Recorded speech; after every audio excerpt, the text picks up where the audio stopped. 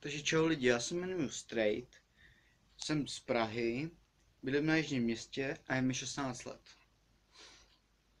Na tomto kanále budu točit pouze vlogy, informační nějaký, nebo jak se tomu říká, challenge, no, ne, moc ne.